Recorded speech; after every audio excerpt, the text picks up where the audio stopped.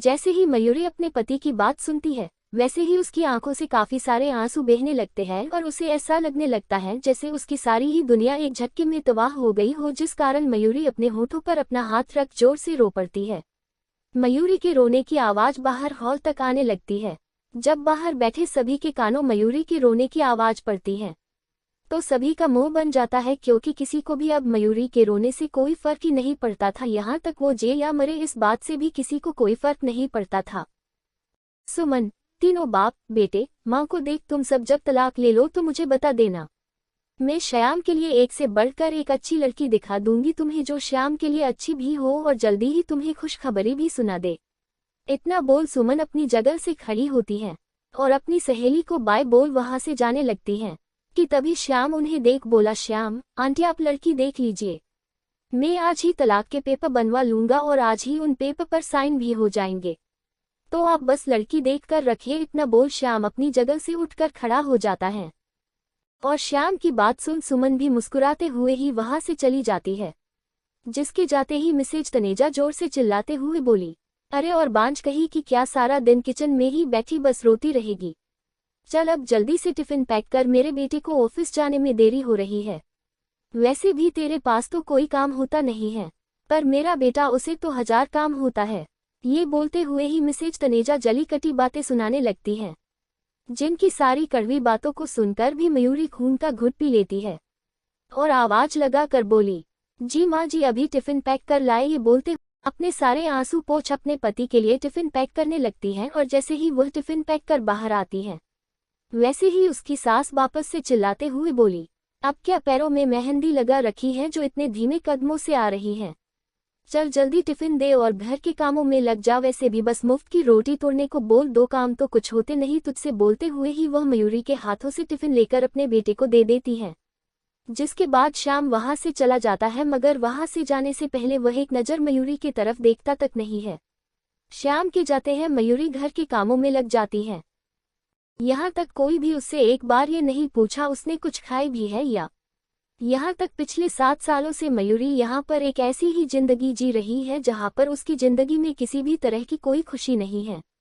न ही इन 7 सालों में उसे कभी भी अपने पति का जरा सा भी प्यार नसीब हुआ। उसकी जिंदगी इस घर में बिल्कुल किसी नौकर की तरह थी, जिसे किसी भी चीज की कोई आजादी नहीं थी। मयूरी एक छोटे से गांव की लड़की थी और गरीब परिवार में जन्मी लड़की थी। मयूरी के गांव में लड़कियों की शादी काफी कम उम्र में ही कर दी जाती थी, करीब 15-16 की उम्र में ही, क्योंकि उनके गांव वालों का मानना था लड़कियां सिर्फ और सिर्फ उन पर एक बोझ है और उससे कम नहीं, जिस कारण ही मयूरी के माता पिता ने भी मयूरी की शादी 16 साल की उम्र में ही कर दिया था, उसे किसी बोझ की तरह समझकर। यहाँ तक मयूरी की पढ़ाई भी बस 10वीं तक ही हुई थी और वो आगे पढ़ नहीं पाई क्योंकि उसकी शादी करा दी गई थी।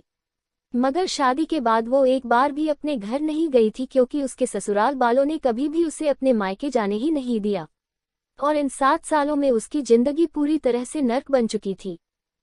बच्चा पैदा न करने के कारण मयूरी ने इन 7 सालों में अपना काफी इलाज करवाए, मगर डॉक्टर उसे हर बार यही बोलती उसकी रिपोर्ट नॉर्मल है और वो मां बन सकती है, उसमें किसी भी तरह की कोई कमी नहीं है।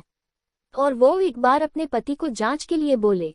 मयूरी जब भी डॉक्टर की बोली गई बात अपने घर में बोलती या पति से बोलती तो उसे बदले में सबके ताने सुनने को मिलते और ऊपर से मार भी पड़ती, क्योंकि उसके सास ससुर और पति को ऐसा ही लगता था। कमी बस मयूरी में है, श्याम में नहीं, जिस कारण उसे हर कोई बांझ बोलकर ही पुकारता था। यहाँ तक कोई भी किसी शुभ काम में जाने से पहले उसे देखना तक पसंद नहीं करता था। इन सभी बातों को सोचते हुए ही मयूरी की आंखों से आंसू बहने लगते हैं और वह घर के कामों में लग जाती है। रात का समय मयूरी किचन में रात का खाना बना रही थी और उसका सारा खाना बनकर लगभग तैयार ही हो चुका था, जिस कारण मयूरी अभी किचन में काम कर ही रही थी। उतने में ही उसके कानों में बाहर से अपनी सास मिसेज तनेजा के जोर से चिल्लाने की आवाज आती है, मयूरी मयूरी क्या कर रही है महारानी, किचन में चल जल्दी से बाहर आ, क्या सारी रात किचन में ही रहने का इरादा है जो अभी तक बाहर नहीं निकली। ये बोलते हुए ही मिसेज तनेजा काफी जोरों से चिल्ला रही थी। मयूरी डरते हुए, अभी आई माँ जी। इतना बोल मयूरी गैस बंद कर किचन से बाहर निकल जाती है। मयूरी जैसे ही बाहर आती है उसे बाहर हॉल में ही अपनी सास ससुर और पति श्याम तीनों ही बैठे हुए दिखते हैं, जिन्हें देख मयूरी उनके पास सामने जाकर खड़ी हो जाती है। मगर इस समय मयूरी अंदर से काफी ज्यादा डरी सहमी होती है, क्योंकि उसके कानों में अभी भी अपने पति की बोली हुई बातें गूंज रही थी जो उसने कहा था, मैं शाम को ही वकील से तलाक के पेपर बना कर ले आऊंगा और आज ही इस बोझ जैसे रिश्ते को हमेशा के लिए खत्म कर दूंगा। जिसे याद करते हुए ही मयूरी का दिल काफी जोरों से धड़कने लगा था। साथ ही उसकी आंखें इस समय काफी ज्यादा डर से भरी हुई थी। मयूरी अपनी आंखों में डर लिए हुए ही अपने सामने बैठे उन 3 लोगों को देख रही होती है। मिसेज तनेजा मयूरी को घूरते हुए ऐसे घूर घूर कर क्या देख रही है? चल जल्दी से इन पेपर पर साइन कर दे और हम सबको इस बोझ जैसे रिश्ते से आजाद कर। वैसे भी शादी के 7 साल हो गए मगर आज तक तू हमें कोई भी औलाद का सुख नहीं दे पाई, ना ही मेरे बेटे को कोई खुशी दे पाए। अब बहुत हुआ, तेरी जैसी बांझ से हमें छुटकारा चाहिए। अब मेरा बेटा तेरी जैसी बांझ के साथ नहीं रहना चाहता है, तो बिना कोई नाटक किए जल्दी से इन पेपर पर साइन कर और इस घर से बाहर निकल जा। ये बोलते हुए ही मयूरी की सास उसके हाथ में डिवोर्स पेपर थमा देती है। मिस्टर तनेजा, अपनी पत्नी को देख क्यों चिल्ला रही हो? श्याम की माँ, साइन तो ये इन पेपर में कर ही देगी, और नहीं करेगी तो हमें साइन करवाना अच्छी तरह से आता है, तो तुम क्यों इतना परेशान होकर अपनी बीपी हाई कर रही हो? ये बोलते हुए ही मिस्टर तनेजा अपनी बीबी को शांत करवाने की कोशिश करते हैं। मयूरी अपनी आंखों में आंसू लिए, कैसे पेपर माँ जी? श्याम, बिना किसी गिल्ट के तलाक के पेपर। अब तुम जल्दी से इन पेपर पर साइन करो मयूरी और मुझे इस रिश्ते से आज़ाद करो। वैसे भी तुम्हारे रहते हुए मेरा दम घुटने लगा है। मेरे सारे दोस्तों के बच्चे बड़े हो चुके हैं मगर एक मैं ही हूँ जिसके कोई भी बच्चे नहीं है। अपने दोस्तों के ताने, मोहल्ले वालों के ताने सुन सुनकर मैं थक चुका हूँ और अब मुझमें इतनी हिम्मत नहीं जो मैं लोगों की बातों को सुन सकूं। वैसे भी मुझे बच्चा चाहिए, अपने परिवार का वारिस चाहिए, जो तुम जैसी बांझ मुझे दे नहीं सकती है। तो इन पेपर पर साइन करो और मेरी जिंदगी से, मेरे घर से चली जाओ। ये बोलते हुए ही श्याम की आंखों में जरा सा भी पछतावा नहीं था। मयूरी रोते हुए, नहीं, मैं इन पेपर पर साइन नहीं कर सकती हूँ, मैं आपको तलाक नहीं दे सकती हूँ। मेरे साथ इतना बड़ा अन्याय मत कीजिए। मैं माँ बन सकती हूँ, डॉक्टर ने मुझे कहा है मैं माँ बन सकती हूँ। मुझमें किसी भी तरह की कोई कमी नहीं है। आप सब मेरी बातों का यकीन कीजिए। मैं पिछले 7 सालों से अपना इलाज करवा रही हूँ। यहाँ तक इन 7 सालों में डॉक्टर ने एक बार भी मुझे ये नहीं कहा मैं माँ नहीं बन सकती हूँ या मुझमें किसी तरह की कोई भी कमी है। मेरी बातों का आप सब यकीन क्यों नहीं करते हो? श्याम, आप एक बार अपना टेस्ट क्यों नहीं करवा लेते? क्या पता आप में तदा। कभी मयूरी ने अपनी बात खत्म भी नहीं की थी, उतने में ही उस हॉल में एक तदाक की जोरदार आवाज गूंज पड़ती है और मयूरी की बातें उसके गले में ही अटक जाती है। मयूरी अपनी आंखों में ढेर सारे आंसू लिए अपनी सास को देख रही होती है जिसने मयूरी के गाल पर एक जोरदार थप्पड़ मारा था।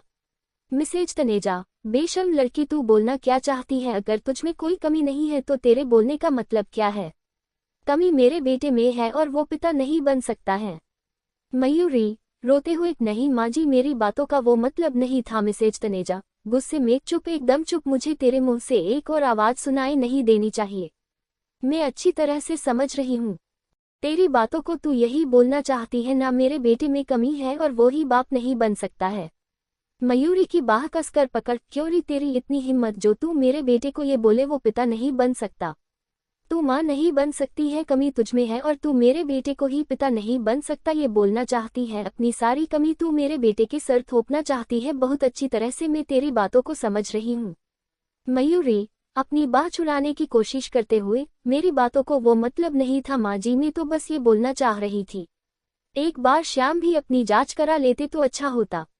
मिसेज तनेजा वापस से थप्पड़ मारकर, चुप, एकदम चुप, मैं अच्छी तरह से तेरी बातों को और उसके मतलब को समझ रही हूँ मगर मैं तुझे एक बात साफ साफ बता दूं, कमी तुझमें है, मेरे बेटे में नहीं, क्योंकि आदमी में कभी कोई कमी नहीं होती है। कमी हमेशा औरत में ही होती है और कमी तुझमें है, मेरे बेटे में नहीं, समझी तू? और बेहतर यही होगा तू इन पेपर पर चुपचाप साइन कर और इस घर से निकल जा। वैसे भी तेरी जैसी बांझ बहू हमें नहीं चाहिए जो हमारे परिवार को एक वारिस भी ना दे सके। चल अब साइन कर, नहीं तो मुझे अच्छी तरह से पता है तुझसे साइन कैसे करवाना है। ये बोलते हुए ही मयूरी की सास उसके बालों को पकड़ जोर से खींचने लगती है जिस कारण से मयूरी को अपने बालों और सर पर काफी तेज दर्द होने लगता है, जिस कारण से उसकी आंखों के आंसू और भी तेज हो जाते हैं। मयूरी रोते हुए अपने बालों को छुड़ाने की कोशिश करते हुए, नहीं माँ जी, हम इन पेपर पर साइन नहीं कर सकते हैं। अगर हमने इस पेपर पर साइन कर दिया तो हम कहाँ जाएंगे? किसके पास जाएंगे? मेरे साथ इतना बड़ा अन्याय मत कीजिए माँ जी, हमें इस घर से बाहर मत निकालिए। ये बोलते हुए ही मयूरी काफी जोरों से रो पड़ती है। अभी मयूरी ने इतना बोली ही थी, उतने में ही वापस से मयूरी के गाल पर एक जोरदार थप्पड़ पड़ता है।